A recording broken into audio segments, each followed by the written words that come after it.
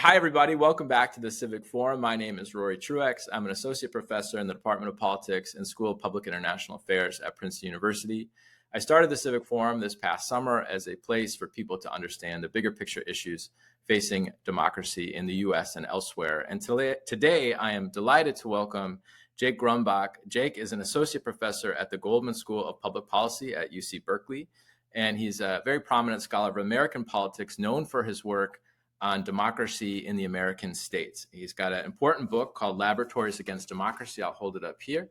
How national parties transform state politics. And it's about how federalism as an idea has changed and how it's actually potentially made the space for democratic erosion at the national level. Jake, thank you very much for joining me today. Thanks for having me, Rory. I should also say that both Jake and I are here today in our private capacity. This is an independent initiative, so anything I say does not represent the views of Princeton University, and ditto for Jake over at Berkeley. So Jake, I'm going to ask you just a very basic question, but I think it's important for us to just set the stakes here. What is federalism? When we say the word federalism or decentralization, what does that mean, and why is the U.S. considered a federal system? Man, I cannot believe you started with this gotcha question and just put down this whole thing. But so federalism is multi-level governance. It's the idea that there more than just the national government has constitutional authority within a governmental system. So in the U.S., we have the national level and we have the state level that each have their separate constitutional authority. And that multi-level governance is what federalism is. And there's a ton of federal systems around the world, Canada, Germany, India, Mexico, Switzerland, and a number of others. And these, it's important to start this out by saying the U.S. form of federalism with the states, and the states also delegate authority to local governments as well, but local governments, cities, municipalities, counties don't have constitutional authority themselves. They get it from the state level. But that the U.S. form of federalism is especially decentralized. It puts more authority at the lower level of government, the state level, than most other federal systems around the world. And I'll talk a little bit about how that's important for democracy as well as the political economy of the U.S. today. Well, not to ask you more impossibly broad questions, but can you tell us a little bit about the constitutional origins of federalism itself and why this kind of federal bargain was important to the founders? Well, first, it's just that, in political practicality, the Revolutionary War had just happened. The U.S. gets independence from the U.K. and King George, no taxation without representation and so forth. But the U.S. is really struggling under what was called the Articles of Confederation. That was the pre-Constitution Constitution. They're struggling to pay back the Revolutionary War debts they had, both within the country and to France. They were struggling at having a unified and coordinated economic system. Different colonies, states under the Articles of Confederation had different currencies. There's all sorts of coordination problems as well. They knew that they needed a stronger, like a real country, not just a sort of alliance of different states at the time. But then, in addition, there are all these important arguments for why this multi-tiered federal system would be advantageous. And you see those in, for example, the Federalist Papers. They're selling the idea of the Constitution. People like John Jay of New York, Alexander Hamilton, the musical theater guy, and James Madison are writing these essays about why federalism is so important. And it goes beyond just, we need to coordinate to pay back Revolutionary War debts and prevent revolts within the country and things.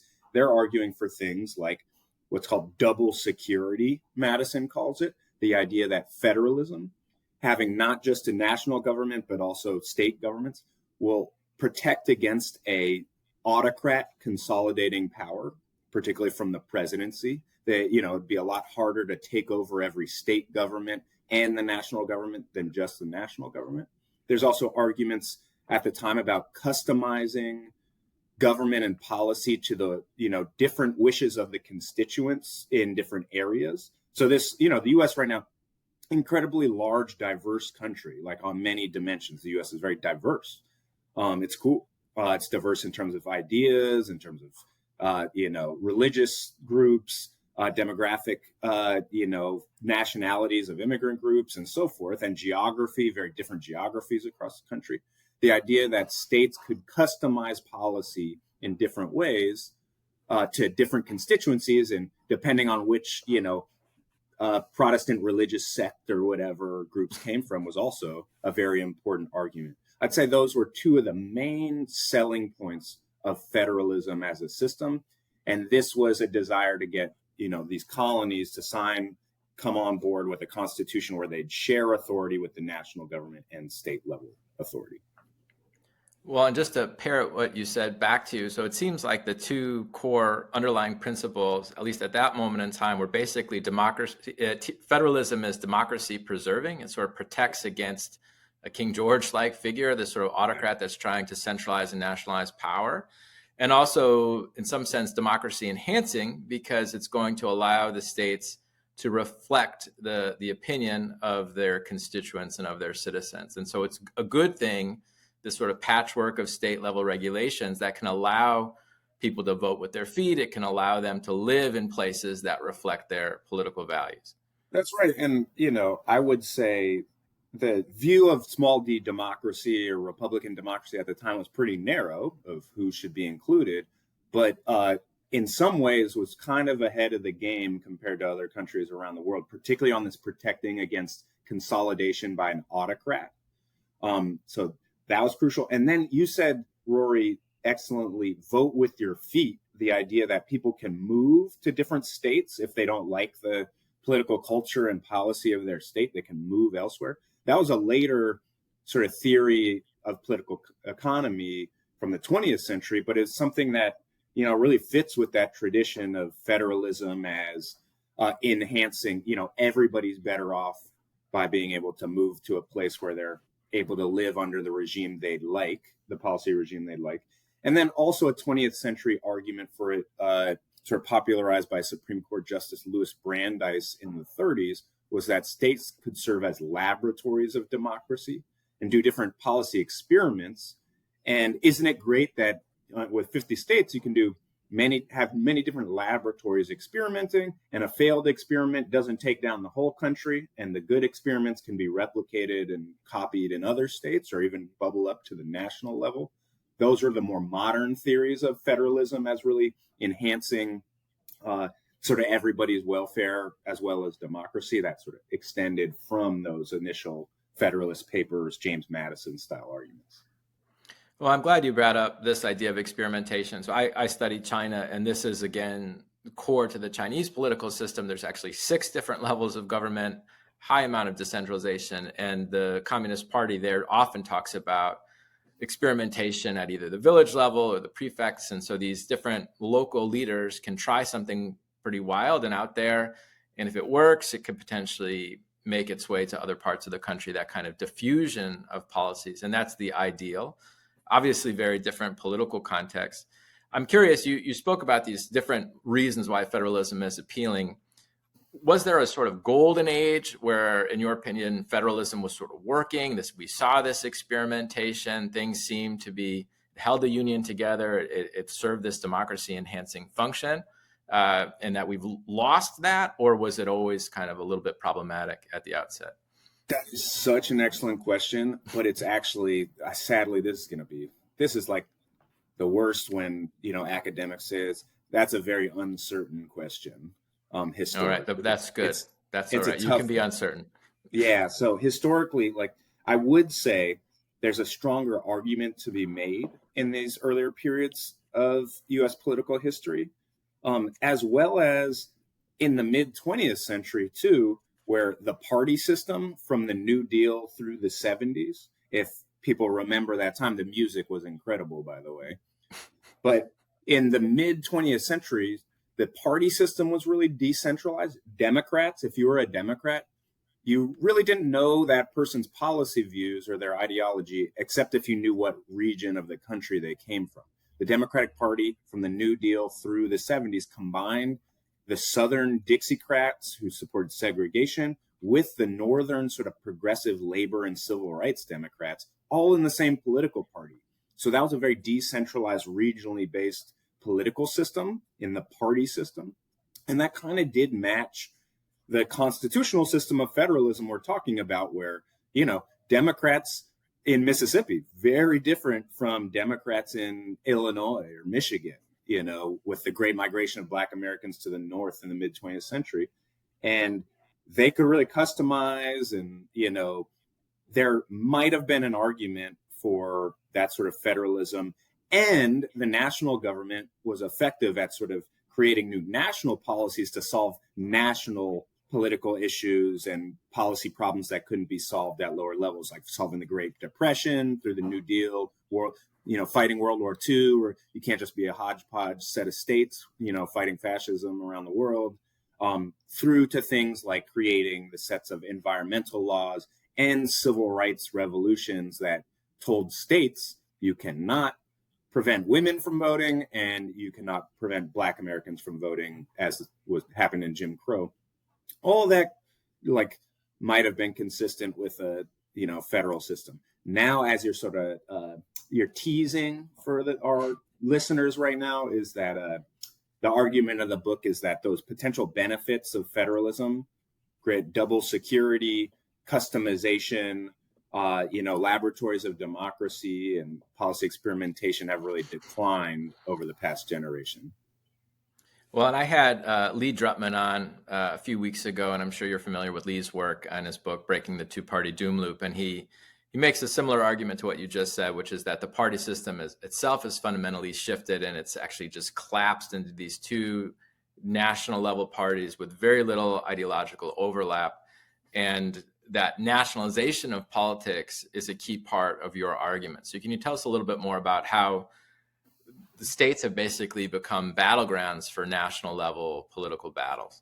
That's right. So when we think about now, the party system, there's the blue team and the red team nationally, and it doesn't really matter where you're from in the country. If you're on the blue team or red team, you kind of know what that team stands for. And I don't need to ask you're a Democrat, but from Nevada. That's very different from a Massachusetts Democrat. That's not how it works anymore. Same thing with the Republican Party. This is a party with an agenda around, for example, immigration policy that you can pretty much tell no matter where you are in the country, you can predict really well, right? So that is a nationalized party system. How did the party system get so nationalized, right? Where we have two national teams that you can kind of tell what's going on. If your state's controlled, if your governor and state legislature are controlled by Republicans, you know what type of abortion policies they want to pass, right? There's not like pro-choice Republicans like the 70s Rockefeller Republicans in New York or something like that. You know what these parties stand for nationally. How did that happen? A few reasons. One is the long racial realignment of the parties over the 20th century, where the Democrats become the party of civil rights and Republicans the party against civil rights, which, took 80 years to sort. And that still just happened at the state level. We forget this, but like Arkansas and Mississippi had blue state legislators, majority Democratic state legislatures through the 2000s. It's like the Obama era where it's finally, this is over, right? Yeah. But it starts in the 30s. Eric Schickler's book, Racial Realignment, is really on point with that. So that's the first thing. There's a lot of reasons that voters can vote on their racial preferences in different ways in these national parties. But there's other things like technological change in media, the decline of state and local journalism through the creation of the internet. Craigslist first destroys state and local sort of newspaper ad revenue. We have the rise of cable news, then social media. We also have the nationalization of political fundraising through sort of organizations that make donations across states, activist groups who set the agenda across states, like, the religious right does this around abortion in the 1980s.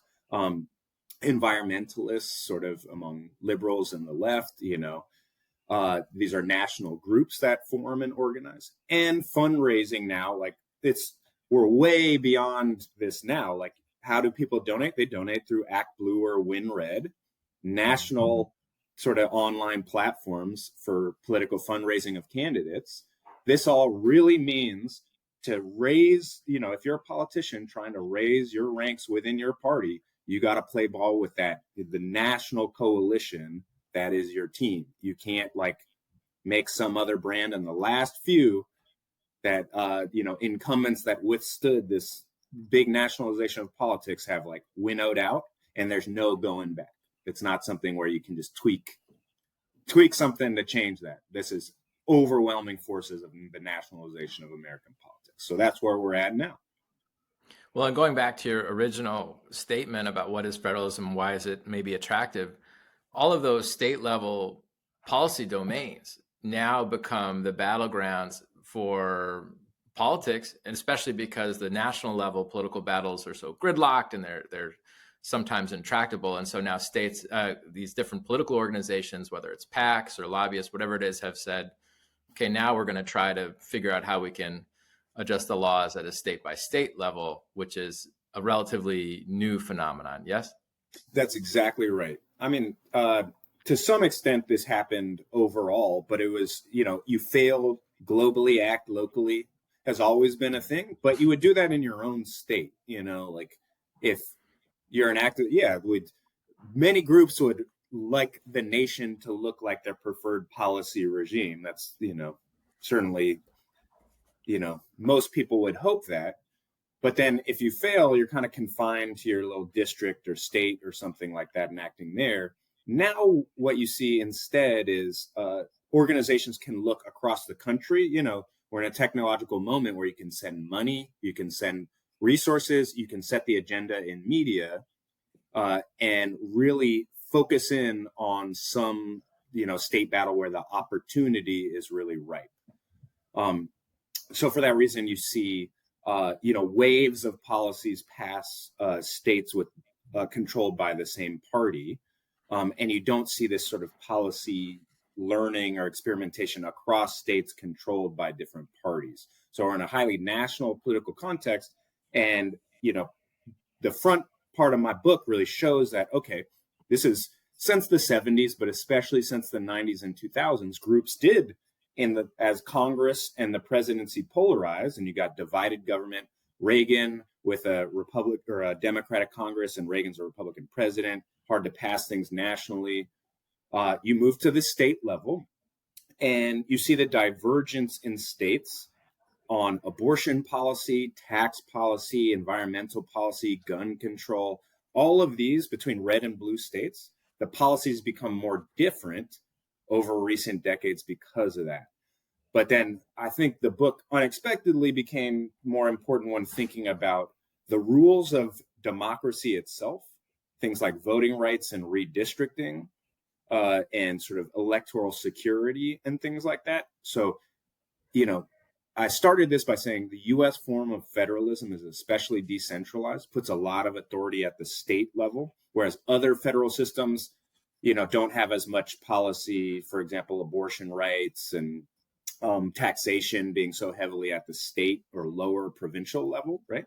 But even more so, the U.S. federalism system is very unique in putting sort of administration of elections and voting.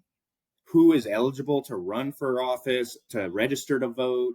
Can felons or people of different racial backgrounds in Jim Crow, are they allowed to register to vote? How hard is it to vote? And how do we draw districts or gerrymander districts? Those are set at the state level, the lower level of government. That's pretty unique.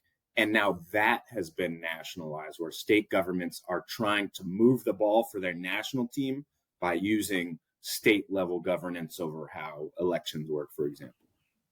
Well, and that's where your book takes a little bit of a darker turn. It was never optimistic, but you begin to talk a little bit about democratic erosion and how, as you said, this diffusion of policies across partisan lines from state to state is really now centered on democracy itself. And that might be kind of a foreign idea for some listeners, that this idea that you can have a country that's democratic, but there can be pockets of anti-democratic practices. There can be some states or some cities that are more or less democratic than others. And that's been one of your big contributions to our field, and something you've really thought a lot about measuring the quality of democracy across the states, which is not something that had really been done.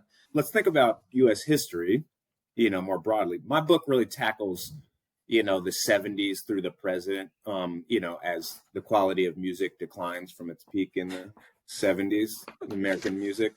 But when we think over the long term, different states, both at the founding through the, end of the Civil War and the Emancipation Proclamation, some states had slave laws and others didn't. Some states had, the last northern state to end slavery, I believe, was New Jersey in 1808. The entire South has slavery. In most northern states, Black people could vote, at least Black men. There was not many, Black people in the North or voting, but that's like a very different small d democracy regime in the North and South through the Civil War. Then after, Reconstruction attempts to enforce voting rights for Black Americans throughout the entire country, it's crushed. And then you get the initiation of Jim Crow laws, which in practice do disenfranchise all Black people in the South once again, through until the enforcement of the Voting Rights Act in 1965. Again, a pattern of the national government coming in and saying, hey, states that are like below some level of democracy, that you are basically non-democracies or authoritarian enclaves, as Rob Mickey in his book Pathways Out of Dixie would argue. And the national government says you have to make your system more of a democracy. And if not, there could be a civil war. We will do some other sort of enforcement mechanisms. We will do lawsuits under congressional statutes like the Voting Rights Act. Right? This is a big deal. And also, before women had to vote nationally through a constitutional amendment from the national government, different states, some states allowed women to vote and some didn't. That's pretty different democracy across states, just radically different. What I show in my book is since 2000, really, and this hits in the 2000s and especially the 2010s, you see divergence in the health of democracy, sort of how small d democratic different states are. Once again, for the first time since those civil rights laws, particularly the Voting Rights Act, made states more similar in their level of democracy. It said, states, you can no longer disenfranchise Black people. That makes states more similar on democracy. Mm-hmm. We're now seeing the divergence once again, with some states doing actually big things to expand access to voting, like making voter registration automatic or allowing same-day voter registration, early voting, allowing universal mail voting or no-fault absentee voting, these sorts of things. Or drawing very fair legislative district maps that are fair to both parties and to different racial groups in the states. Then you have a set of states that, particularly in the 2010s, backslide on democracy. They make it somewhat harder to vote, more costly to vote, as we would say. And they draw very partisan gerrymandered districts where if you're a voter in one party, your vote effectively counts substantially more than a voter in your same state from another party. That's what partisan gerrymandering does, affects sort of how impactful your vote is on controlling Congress or controlling your state government. Again, I really, it's crucial to say this divergence between states and their democracy over the past 25 years is a big deal, but it is not even in the same universe as something like Jim Crow fully disenfranchising Black people in the South. Like, we should not analogize those. And on my measurement, let's say I'm making a graph of how democratic states are, it would be in a different, it would be beneath the floor under Jim Crow for the lowest performing states. Like, it's a different universe. But this divergence and democratic backsliding over the past 25 years is meaningful. We can see that different policies would have been different in different states had they not done that extreme level of partisan gerrymandering. There possibly would be fewer abortion bans post-Dobbs decision by the Supreme Court that allowed states to fully ban abortion, because in some states, an anti-abortion minority of voters can set the majority of the state legislature and pass abortion bans over the will of the sort of pro-choice majority of constituents in that state. That's a very big deal, not as undemocratic as Jim Crow, but that's sort of where we're at. Well, and Jake, can you talk maybe through a specific example of what it might look like in a given state? I know you've, in your book and some of your articles, you've talked a lot about the North Carolina case as being one that's a noticeable drop. Can you tell us what played out there specifically that affected how you perceive the quality of democracy there? That's right. So in 2010, every decade there's a census, and after each census, states get to redistrict. They can draw new legislative districts.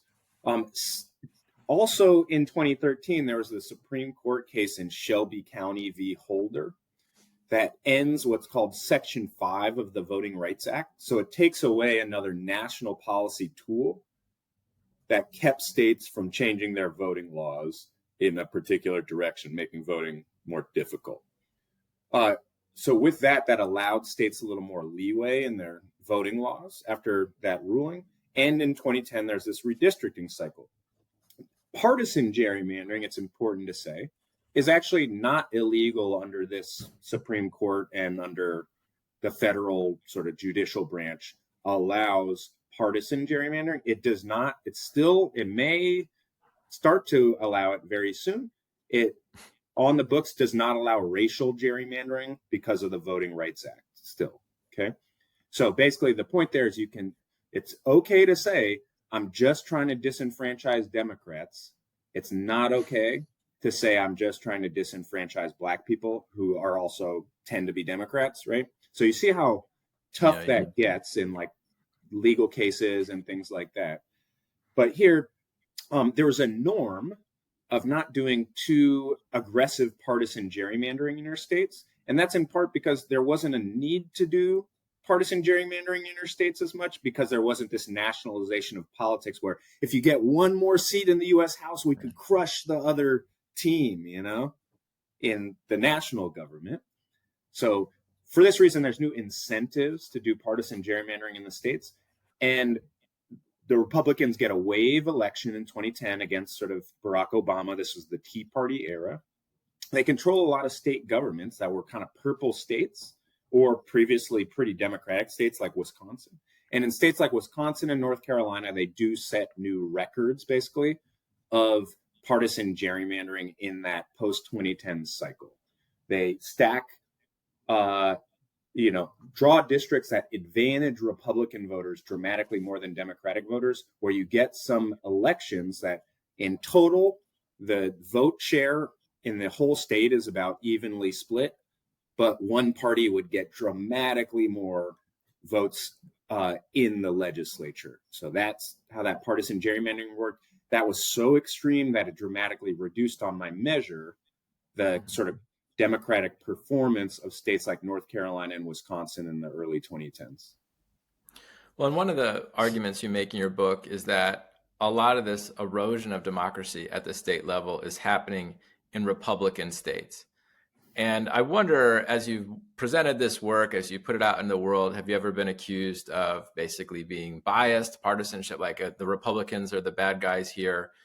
The Democrats do gerrymander as well, right? And the other piece of this is a lot of your measure hinges on basically vote access, things like having ease of voting, basically, right. Like can you vote, register same day? Can you vote early? Can you vote by mail? And there are people in the system, many of them Republican, who think that these measures are actually making the space for electoral fraud. I think right. I think that's wildly overstated. But so how do you counter these sorts of claims or counter arguments or Excellent. So the first thing, it's true, as of 2000 in my measure, you can't really tell if a state's more or less small d democratic, whether it has easier, more difficult voting, more biased, or, sort of imbalanced district maps. You can't tell by the party that controls the state at the time. You can 10 or 15 years later into the 2010s very strongly. So I would say, this is something we as social scientists are very constrained by our, standards of evidence and measurement. This was not something I went in, like looking for, hoping to find. And even too, if you read my work and there's a sort of paper, more like statsy paper that spun off of this book looking at democracy in the states. I at first looked at a hypothesis. Maybe it's some sort of racial backlash in the state. As more Latinos move into a state, these states don't want those to incorporate these new voters into the system, right? So they pull the ladder up, and maybe that's what it was. But I found, no, it wasn't really based in changing demographics and racial threat in states. It's really this national battle over the direction of the country, of which race and racial conflict is a part of it. But it's about this national tug of war over the direction of the country. But I would say at first that we're just constrained by evidence. I tried my best to say, okay, like, how do I measure this really difficult concept of democracy in a hands-off way? And then on this other point about, okay, there's, different preferences over what type of election administration we should do in different states or in the US, right? For example, the Republican Party supports voter ID laws, and the voter ID laws are actually pretty popular in the US public, right? They don't actually increase electoral security, right? Elections in the US are highly secure. Election audits find virtually no voter fraud. We have analyses looking at whether people use dead people's votes and things like that. And also we know the penalties for voter fraud are incredibly severe, and we know as it's a felon, if I'm remembering. It's a felony. Is that correct? Yeah, that's correct. It's not a smart thing to do. For anybody, what is the? It's true. So let's think about what does a rational person do in this situation? It's very costly to do voter fraud. What is the benefit of doing voter fraud? Like, basically, you're not none. Going to change the election. Yeah. And even I can't even get people to vote once. Like, that's what I say in class. It's like, it's a cost and a burden to vote, and you are unlikely to swing the outcome. That's the fundamental paradox of voting. The only thing mobilizing people to vote is some sort of like notion of civic duty and a vibe. And the idea that that's going to outweigh this felony risk is just theoretically not very plausible, right?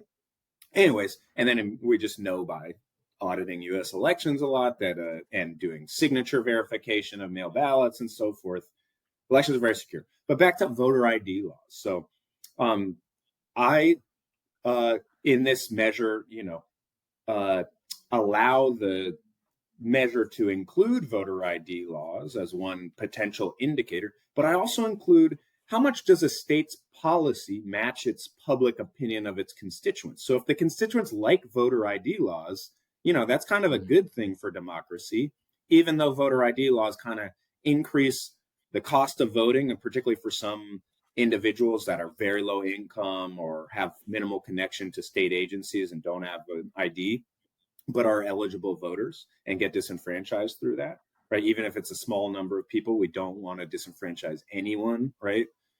So it's a kind of, I have both elements of this, right? The idea that you might disenfranchise some people unjustly, but also people like it. Those are both in the measure. So I'm really trying to stack the deck against me finding anything and being open to many different sort of definitions of how people might consider certain election policies or ways of voting more or less good for American democracy in that way.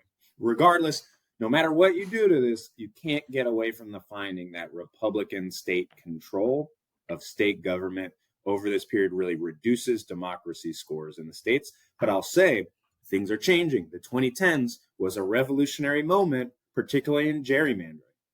The 2020s became much more balanced, actually.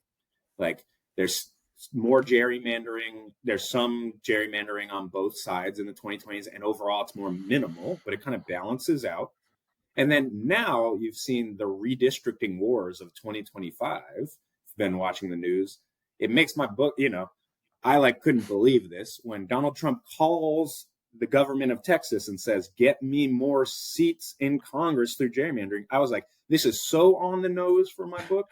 The idea of the nationalization of state politics and using election administration and democratic institutions to help your party nationally was like, I was like, this is too on the nose. Like, I wish she had said this if I had a quote like that for my book, I would have sold many more books. Yeah, well, and it's so, as a scholar of authoritarianism, it's just so overtly authoritarian. But that's been a general theme of the last several months, is the tactics are basically out in the open.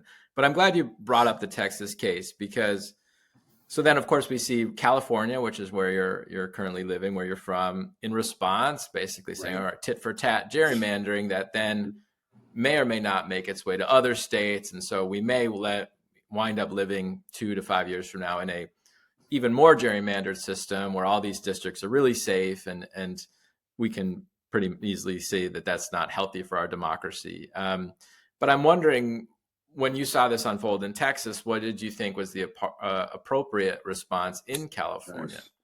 So this is a great question, Rory, and I think there's two parts of this. The first is that, okay, we're looking at the country now as a whole.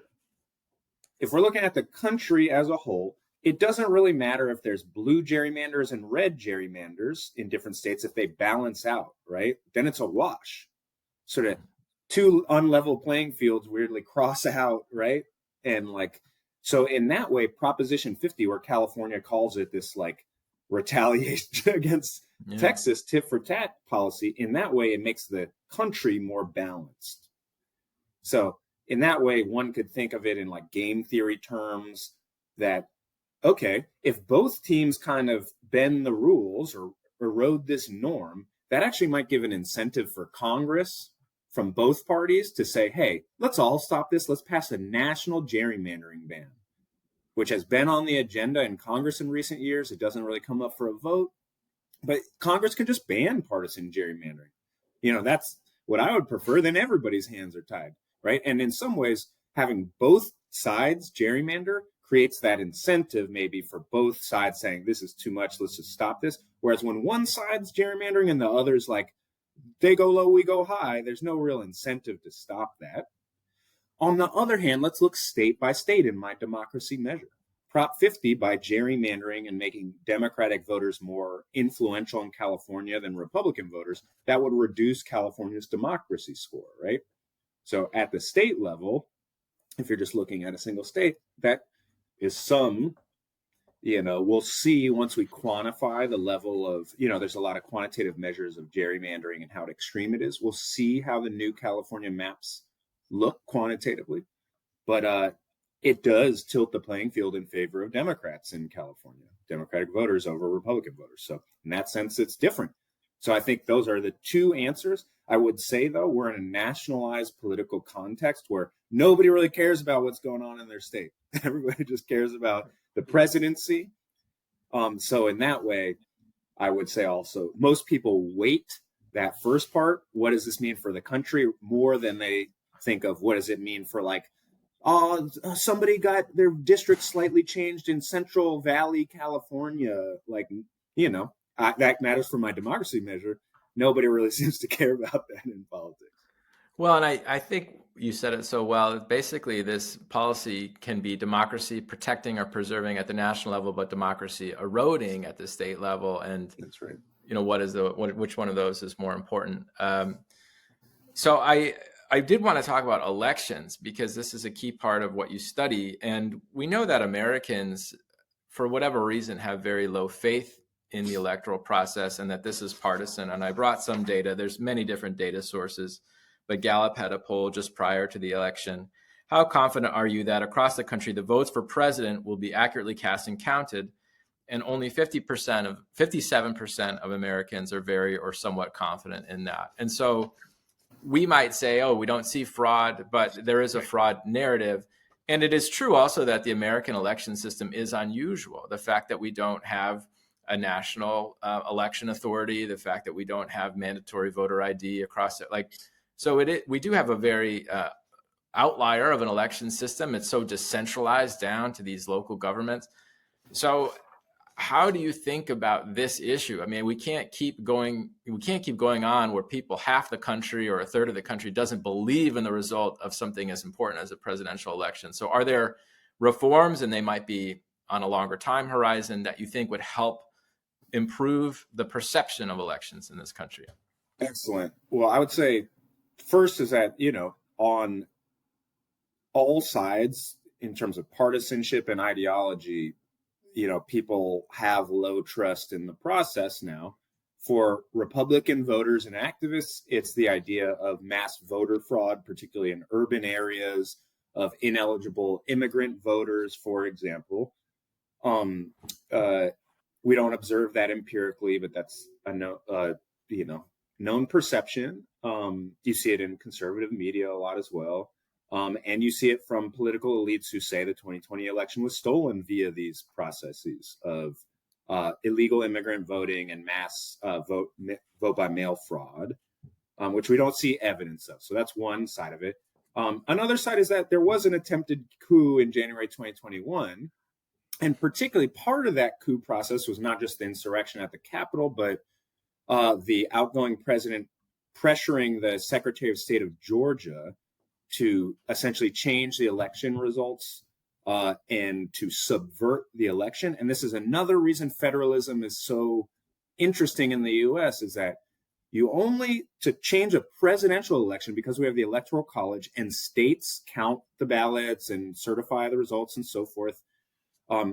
If you flip one swing state and say, like, hey, just give your Electoral College votes to me no matter who actually voted in your state, that's like, there's been some reforms to try to prevent that from happening in recent years, but it's still kind of a dangerous situation that one state can be pressured in this way, rather than, okay, you actually have to have a whole country where you're fraud, doing some flipping, like the whole country's level of election administrators seems a little different. That's a dangerous situation where only one swing state has to flip and say, we'll give our Electoral College votes to whoever we feel like it, regardless of what our voters said. That's electoral subversion, and there's still a vulnerable path to that, despite some, defenses from Congress recently on that. So that's an incredibly scary reality of the potential for electoral subversion. What reforms would help this at this point? You mentioned, Rory, countries around the world, most, wealthy democracies, you're kind of automatically registered to vote through your citizenship, like your Social Security, enrollment essentially from birth. Then you don't do this thing where you like register at the DMV, and then anytime you move within a state or across states, you like re-register to vote with a 30-day deadline. And the procedures are totally different in this county within this state. And the county administrators check your signatures and back that out and things. It's, it's not the most modern system in the US because of this decentralized federalism. At the same time, one might worry that putting national regulators in charge at a time when there's a sort of, authoritarian threat at the national level is not the best timing for updating sort of election administration in the US. At the same time, we saw that INE, I think Instituto Nacional de Elecciones in Mexico, battle with some attempted democratic backsliding in Mexico recently. I think there's a role for a national set of independent election administrators in the US to really update this system, have national automatic voter registration, and that could be part of some of these, banning gerrymandering in all states as well as a reform. But I would say one weird thing that's really too bad is my book focused on really what we would call minority rule and political inequality in the US. So the US has always been kind of bad on this score. That is the one person, one vote standard. Does everybody through their political participation have an equal voice in saying what the country does? No, because the US Senate makes Wyoming voters 50 times more important than California and New York voters. No, because the Electoral College may give the presidency to somebody who didn't win the most votes in the country, right? These are like basic forms of political inequality and minority rule. Same thing with having lifetime appointed Supreme Court. These are known undemocratic things, right? Those were struggled over for hundreds of years. Civil rights and other activists labor, that wanted the working class to have political clout in the US against the bosses who used money in politics and bought politicians. All of this is a struggle for democracy and political equality. But the US was historically really good at, not great at political equality, really good at protecting against concentrated power from an autocrat, right? That's what it really was good at. It not only had these checks and balances, different branches of government and the states, it had a diverse civil society that wouldn't flip, companies, unions, religious groups wouldn't just flip for an autocrat. And it also had this administrative state. All of this was supposed to not concentrate power in one individual in Washington, D.C. And that has really winnowed in a shocking way, where that's like the headline story right now.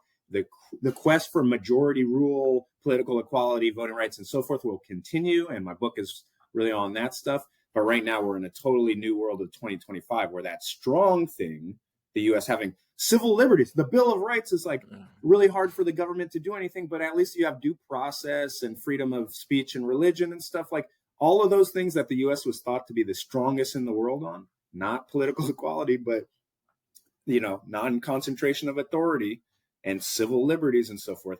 That has really winnowed. And that's where, like, I'm not the expert, but you, Rory, and like the other guests you've had on and things like that, I know are really tackling this question centrally. This brings me to, I think, what my last question for you is, there's a divide actually in our field of political science where there are a set of people, a lot of comparativists, people who study other countries who are, the alarm bells are ringing. There's a lot of doom and gloom. Are we going to become hungry type of thinking? And then there's a spectrum of other views going all the way to the point of view of like, this is going to be fine. The U.S. is a robust democracy. Our institutions will save us. I don't want to put you on this spectrum, but I guess I would ask you to put yourself on that spectrum, and then to tell us a little bit more about what you're thinking about right now. So we're recording on November 24th. This is an interesting moment, right? We just had the largest single-day protest in American history with no kings. Trump was repudiated at the polls in the November elections. The Epstein files, I don't think we're going to see some huge thing coming out about Trump. I think he's going to try to manipulate how they come out in some way. But there's a lot, like the momentum seems to be shifting away from Trump. You see prominent Republicans like Marjorie Taylor Greene begin to distance themselves and jump ship. So I'm curious, first answer, there's a two-part question. Put yourself on the spectrum, then tell us kind of where your head's at right now. Nice. I think there are two dimensions of the spectrum. One is like, how bad is it right now and how far has this gone? And the second is like, how can we get out of this? Those are both important. Yeah. First, I'm like very aggressive on where are we now? Like the Constitution has been broken. Doge like completely eviscerated Article 1 of the Constitution, and that is congressional authority over spending and congressional laws, that the executive branch executes that, does not have unilateral authority to cancel program spending, whatever, from Congress. And Congress has totally abdicated that. This is how the founders, I talk about how federalism was maybe too optimistic or didn't anticipate nationalized parties by the founders, but they thought Congress would stand up to itself if the president said, we're just canceling congressional laws, and bringing in some sort of like, foreign billionaire to do it without like, confirmation by the Senate, which is supposed to do that, right? They would be like, that's absurd. Congress would never allow that, They protect their own authority because they're ambitious politicians. Why would they give up their own authority? But they didn't know in a nationalized party context, they're so on the same team that they're willing to be just like, oh yeah, he trampled all over Article 1 of the Constitution, but it's for causes we like, so go for it. That was totally unexpected. Article 3 of the Constitution is about the judicial branch, and we see the ignoring of judicial orders around immigration enforcement and things like that, and then the due process and parts of the Bill of Rights. Like this is a absolute institutional crisis and constitutional crisis where the Constitution and rule of law are not in effect, plus all the corruption level stuff, which is why impeachment was created by the founders as a concept, right, is that if an executive wants to enrich themselves through the office or do dealing, with the power of the presidency, that's the point of impeachment. And we've seen absolutely just huge enrichment and corruption processes of like people who buy huge amounts of the family meme coin and crypto get pardons from criminal prosecution for tax fraud and other things. Like we've seen the dealing of allies getting preferential, control of TikTok, which again was a canceled congressional statute around banning TikTok. Like no matter how you feel about the policy, like that's what the Constitution says. All of that is broken. So we're like we're way farther, and anybody who says like this is, just minimal variation institutionally. This is just a little executive aggrandizement. That kind of it's much further than that.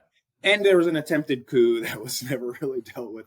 Well, and honestly, that's what I always go back to when I've said Trump is authoritarian, and we have trouble describing him in our field, right? Because what does it mean to be a democracy? And at what point do you cross the line? And I've always tried to describe him as like a we don't have good words for this, like somebody with authoritarian ambition, a proto-autocrat, like early stage. He tried to overturn an election. You can't get more authoritarian than that. I would say, the analogies around the world. So Hungary's Orban has matched Trumpism in terms of leveraging civil society by threatening using hostile tax audits, the equivalent of Trump's Department of Justice saying, or, FCC, Federal Communications Commission being like, nice TV channel you got there. Be ashamed if something happened to it because you keep speaking against the regime. That's authoritarian governance of civil society. Orban's Hungary is very analogous to this, but it goes beyond Orban's Hungary in what you said, attempting a coup, potentially imprisoning members of the opposition or using, ICE to threaten like judges and, the recent story of like a judge's car where they're around like threatening to break the windows because they mistook somebody, or ignoring judicial orders with like a masked nationalized police force when in the U.S. Constitution and Federalism, states again constitutionally control policing, right? That's beyond Orban. But then to the second part of the question, which is, where do we go from here? Optimism, pessimism. I'm actually pretty hopeful, in part by the trends you mentioned, but also that I'm seeing new recognition of a grand coalition for democracy and the rule of law, where even, business interests, for example, may want stability, that like an executive can't just unilaterally, change the rules or give political favors or use, a stick when you oppose the regime. I've seen neoconservatives from the Bush administration say they support, true social democracy if it means protecting the rule of law. I see the potential for a grand coalition, and out of authoritarian collapses, historically, we've seen the creation of something better. So the idea of a coalition that would more robustly protect the security of elections and institutions, do all these democracy reforms, ban gerrymandering and so forth, and potentially do new economic policies that would prevent this sort of populist fervor of like the system doesn't work for me, so what might as well become authoritarian because democracy is not solving my problems. I do see that potential, and I'm actually pretty hopeful for a grand coalition here. Well, thank you for ending on the note of optimism, because it's always nice to end there. And what you said, Jake, really dovetails with a lot of different people that I've talked to, coming at it from different angles. But this idea of like we're kind of going down and things are going to get worse before they get better, but that the realization of all the different issues with our political system may create this coalition in whether it's 2 years or 5 or 10, whenever it is, that really seeks to rejuvenate and reform our political system and make it stronger in the long run. So we will leave it there. Jake Grumbach, UC Berkeley, his book is called Laboratories Against Democracy. I highly recommend it. You can also find Jake on Twitter if you're looking for insight about American politics, but also great music. Follow Jake Grumbach. So thank you, Jake. Thanks. Happy Thanksgiving, everybody.